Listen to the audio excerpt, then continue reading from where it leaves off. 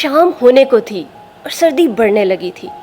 چند دوست دریا کے کنارے جو سیر و تفریح کے غرض سے آئے تھے اب آرام سے آگ جلا کر اس کے ارد گرد بیٹھے خوش گپیوں میں مصروف تھے، اور کبھی ارد گرد پڑے پتھروں کو اٹھاتے اور دریا کی طرف زور سے پھینکتے کہ دیکھتے ہیں کس کا پتھر سب سے دور جاتا ہے۔ کہ اچانک ان میں سے ایک دوست نے شدید سردی میں دریا کو تیر کے عبور کرنے کا فیصلہ کیا۔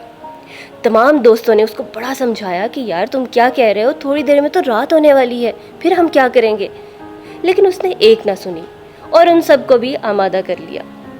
چند دوستوں کو کشتی میں بٹھایا تاکہ ایمرجنسی کی صورت میں وہ اس کو باہر نکال سکیں اور طبی امداد دے سکیں۔ اب اس نے دریا کے دوسرے کنارے کی طرف تیرنا شروع کر دیا اور کشتی اس کے ساتھ ساتھ سفر کرتی رہی۔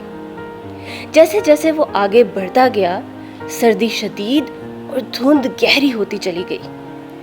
شدید سردی کی وجہ سے اس کے اعصاب شل ہو گئے تھے، لیکن اس نے ہمت نہ ہاری۔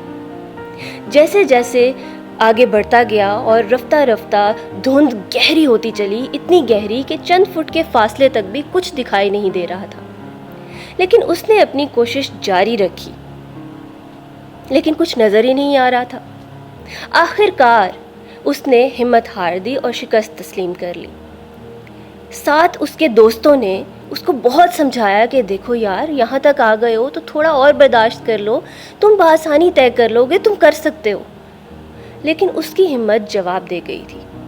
دوستوں نے اس کو دریا سے نکالا اور دریا کے کنارے کی طرف لے کر گئے جہاں پر آگ جل رہی تھی تاکہ اسے حرارت پہنچا سکے۔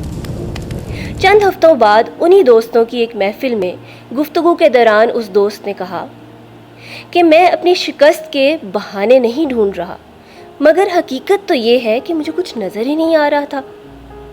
میری منزل میری نظروں سے اوجھل تھی۔ اگر مجھے دوسرا کنارہ نظر آ رہا ہوتا تو میں یقیناً وہاں تک پہنچ جاتا۔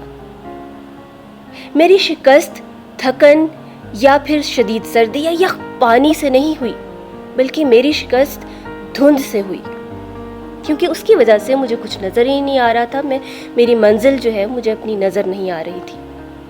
کچھ ہفتوں بعد اس نے دوبارہ کوشش کری اور اس بار بھی دھند بے حد شدید اور گہری تھی، لیکن اس بار یقین اور ذہن میں بنائے گئے منزل کے تصور کی وجہ سے اس نے بآسانی اپنی منزل طے کر لی، کیونکہ اسے یقین ہو گیا تھا کہ دھند کی دوسری طرف اس کی منزل ہے۔ اسی طرح روزمرہ زندگی میں بھی ہم راستے کی مشکلات کی وجہ سے بعض اوقات ہار مان جاتے ہیں، لیکن اگر ہمارے دماغ میں منزل کا واضح تصور ہو تو فتح یقینی ہوتی ہے۔ شکریہ۔